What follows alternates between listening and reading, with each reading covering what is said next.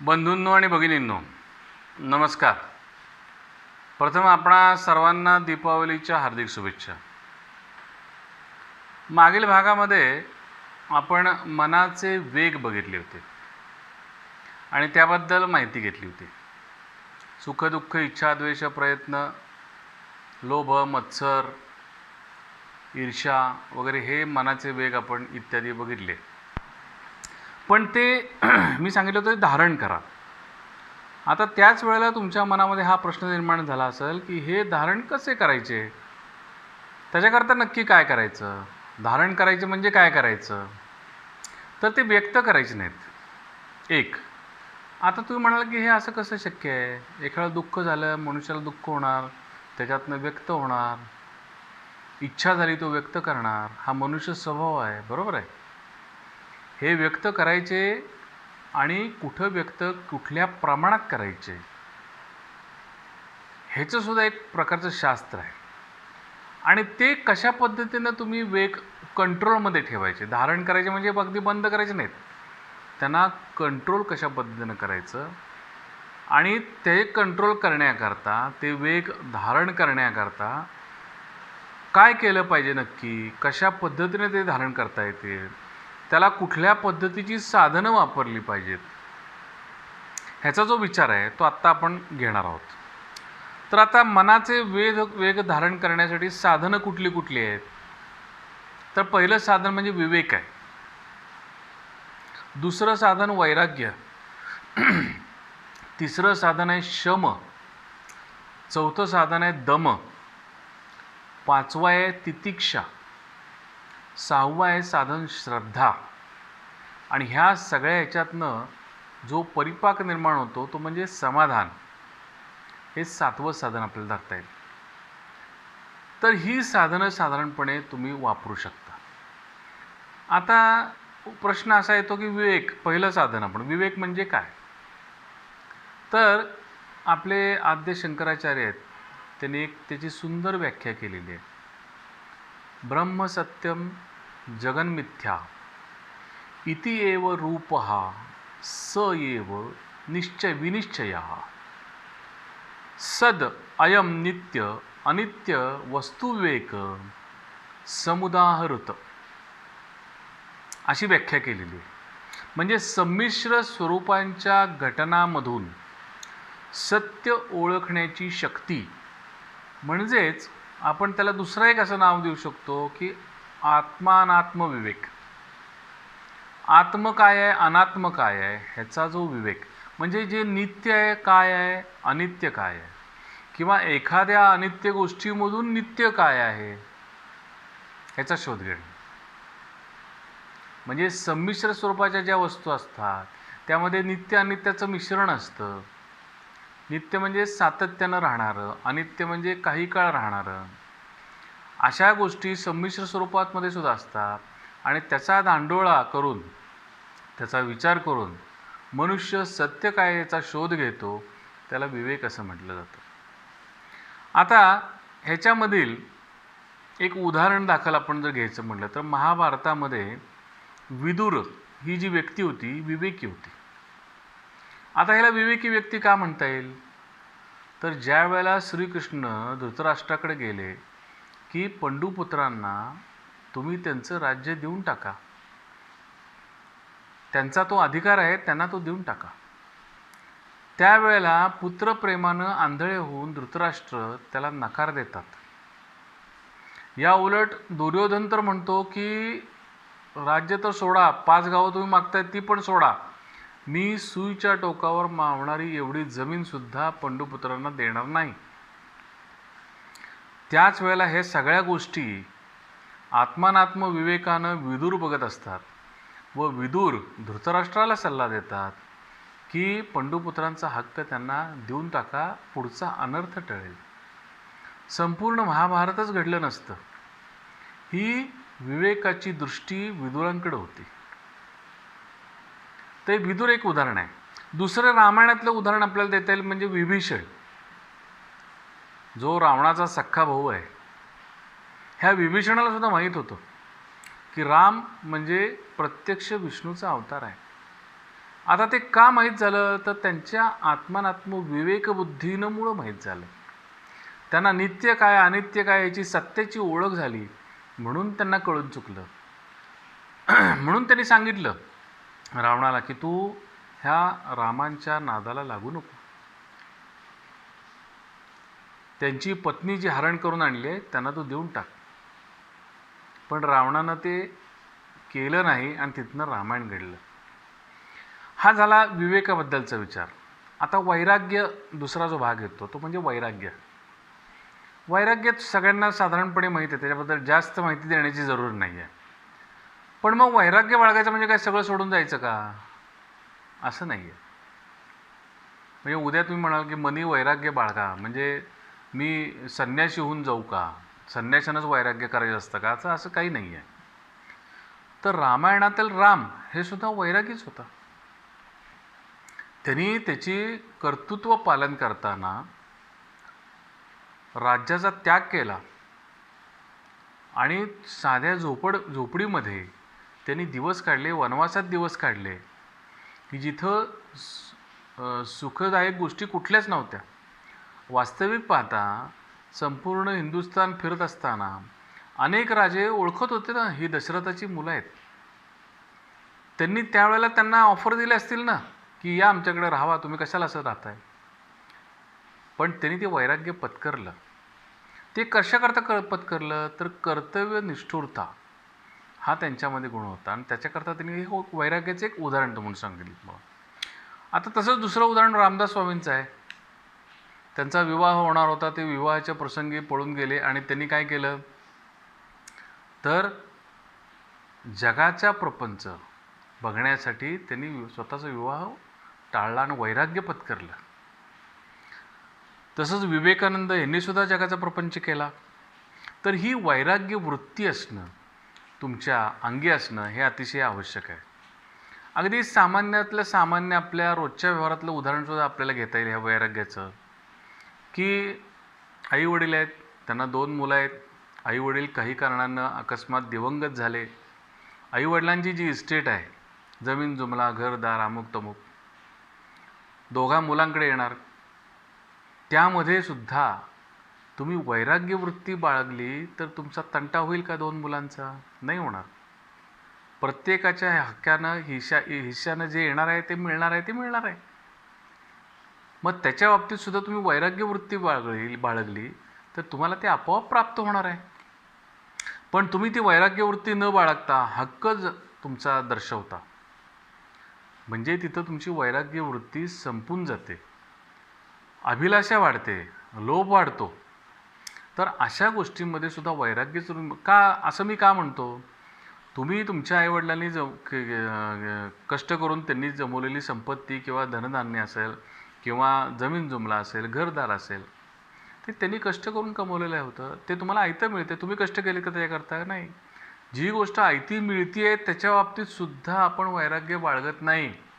शास्त्र काय सांगतं, जी गोष्ट तुम्ही स्वकष्टानं मिळवलेली असेल आणि समजा एखाद्याला तुम्हाला द्यायची असेल तर त्या बाबतीत तुम्हाला वैराग्य बाळगून तुम्ही ते तुमचा दातृत्व गुण वाढवला पाहिजे. तर हा साधारण झालं वैराग्याच्या बाबतीतलं विवेचन. आता तिसरा जो मुद्दा आहे तो म्हणजे शम. शम म्हणजे काय, तर विषय वस्तू सातत्याने, विषय वस्तू जे असतात आपल्या त्याचं सातत्यानं त्यातली दोषांचं निरीक्षण करायचं आणि त्यानं कसा होईल तर गोंधळ दूर होईल असे वारंवार करणे म्हणजेच साध्य वस्तूंच्या चिंतनावर, जे आपल्याला साध्य करायचं आहे त्या वस्तूच्या चिंतनावर सतत लक्ष देणे, सातत्यपूर्वक स्थित होणे. तेव्हा एक प्रकारचं स्थितप्रज्ञता तुम्हाला प्राप्त होती. मन त्यावेळेला शांत होतं. म्हणजे एखादी गोष्ट तुम्हाला करायची आहे, एक विषय वस्तू आहे. उदाहरणार्थ आपण अर्जुनाचं घेऊ. अर्जुन ज्या वेळेला स्वयंवराला जायला निघतो त्या स्वयंवरामध्ये वर ठेवलेला असतो की वरती जो मासा फिरतोय त्याचं प्रतिबिंब खाली पाण्यामध्ये पडते, ते प्रतिबिंब पाहून वरच्या माशाचा डोळा उडवायचा आहे. म्हणजे सातत्यानं चिंतन काय होतं, त्याला माशाचा डोळा दिसत होता.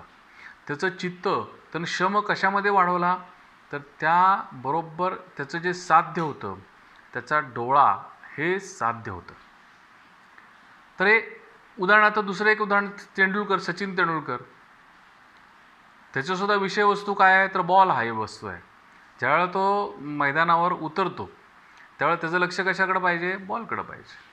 इतस्ततः लक्ष दिलं त्यानं तर त्याची विकेट जाणार. तर ही एक आदर्श उदाहरण आपल्या डोळ्यासमोर येतं. तसंच दम, त्यानंतरचा मुद्दा येतो दम.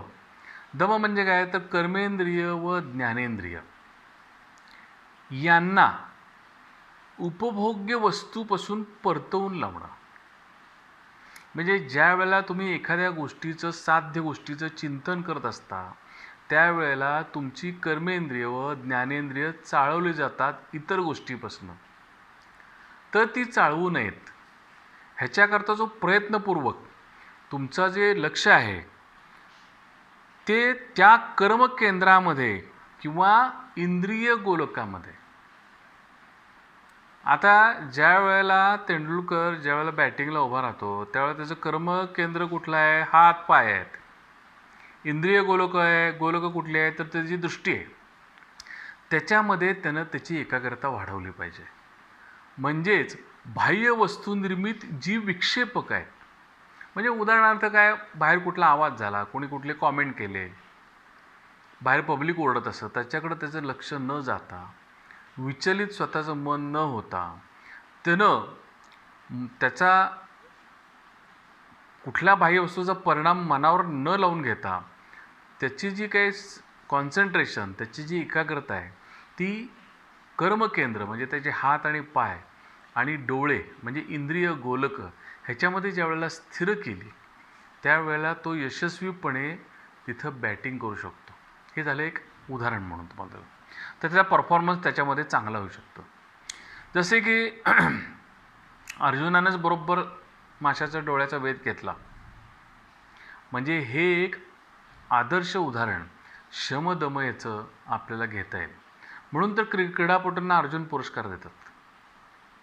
अर्जुन पुरस्कारच का, तर नेमकं शमदम वाढवून तुमची एकाग्रता त्या ह्याच्यामध्ये वाढते.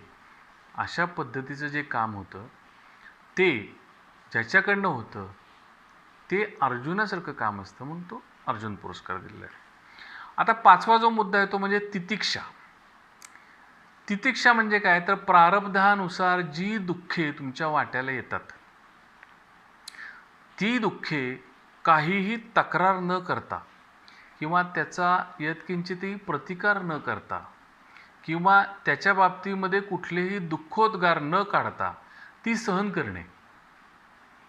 आता तुम्ही म्हणाल हे असं कसं काय म्हणताय की दुःख सहन करायची, पण मी काय म्हणले, प्रारब्धानुसार स्वकर्मानं जी निर्माण झालेली आहेत किंवा स्वकुटुंबाच्या कर्मानं जी निर्माण झालेली दुःख आहेत ती दुःख नव्हे, तर जी प्रारब्धाने निर्माण झाली. मी उदाहरणार्थ पूर आला, भूकंप झाला, हे प्रारब्धामुळे निर्माण झालेल्या दुर्घटना आहेत आणि ह्याच्यापासून जे दुःख प्राप्त होणार आहे ते दुःख निमूटपणे तुम्ही भोगलं पाहिजे. त्याचा दुःखोद्गार नाही काढला पाहिजे की असं झालं तसं झालं त्यामुळं असं झालं, त्यामुळं तुम्ही कर्तव्य परांगमुख होता कामा नये त्या एका कारणामुळं. म्हणून त्याला तितिक्षा असं म्हटलेलं आहे. आता ह्याचं एक चांगलं उदाहरण काय देता येईल, तर महाभारतातील कृष्णाचा मित्र सुदामा. सुदामा हे तितिक्षेचं अतिशय चांगलं उदाहरण होतं. सुदामा हा कसा होता, ब्राह्मण होता, पण तो जन्मदरिद्री होता. म्हणजे ज्या कुटुंबामध्ये त्याचा जन्म झाला होता त्याच्यानंतर त्याची परिस्थिती हे त्याचं दारिद्र्य होतं, पण तो आनंदानं ते दुःख सहन करत होता. त्याच्याबद्दल त्याची कोणतीच तक्रार नव्हती. ज्या वेळेला श्रीकृष्णाची सुदाम्याची भेट झाली त्यावेळेला सुद्धा सुदाम्यानं कोणतीही तक्रार त्याच्या परिस्थितीबाबत केली नाही. कृष्णानं त्याला विचारलं, तुला काय पाहिजे सुदामा, तू सांग. त्यानं काही मागितलं नाही. अर्थात श्रीकृष्ण भगवानच होते त्यामुळे त्यांनी ओळखलं होतं ह्याला काय पाहिजे आणि ते सुदामा त्याच्या घरी जास्तपर्यंत त्याला सगळं प्राप्त झालेलं होतं. त्याची अख्खी नगरी श्रीकृष्णानं बदलून दिली ती. पण हे फळ कशाचं आहे तर तितिक्षेचं फळ आहे. आता हल्लीच्या काळात तितिक्षेचं एक दुसरं उदाहरण काय देता येईल तर महात्मा गांधी. ह्यांनी सुद्धा जाणीवपूर्वक काय केलं, कपड्यांचा त्याग केला, काही वेळेला अन्नाचा त्याग केला, काही वेळेला कडक उपास केले, पण त्याच्यामागचं कॉज मोठं होतं. स्वतःच्या स्वार्थाकरता केलं का नाही केलं. माझ्या भारतीय जनतेला स्वातंत्र्य मिळावं, त्यांना दिवस चांगले यावेत, ही त्याच्यामागची भूमिका होती. म्हणजे कॉज मोठं होतं. तर हे एक उदाहरण आपल्याला हल्लीच्या काळातलं महात्मा गांधींसुद्धा तितिक्षेचं देता येईल. आता त्याच्यानंतरचा मुद्दा येतो म्हणजे 6वा, तो म्हणजे श्रद्धा. श्रद्धा म्हणजे काय तर श्रद्धा म्हणजे श्री गुरुकृपेमुळं किंवा आईवडिलांच्या आशीर्वादानं किंवा शास्त्रातील गूढार्थ अवगत झाल्यानं सत्य तत्वाची स्पष्ट ज्या वेळेला जाणीव व्हायला लागते त्यास श्रद्धा असं म्हणतात. म्हणजे अनुभूतीतनं एखाद्या गोष्टीवरचा विश्वास दृढ होणे त्याला श्रद्धा असं म्हटलं जातं. आता अंधश्रद्धा वेगळी. अंधानुकरणाने जी जाणीव भासते किंवा जी वाटते त्याला भ्रांती असं म्हणतात किंवा अंधश्रद्धा म्हणतात. तर त्याचा कधीच आपण पुरस्कार करायचा नाही आहे. श्रद्धा ही आप्त माणसानं, गुरुमुळं किंवा आपल्या आईवडिलांनी किंवा आपल्याला शास्त्रातला गूढार्थ जाणीव लक्षात घेऊन जे कळलं आणि त्याची जी अनुभूती आली ती श्रद्धा.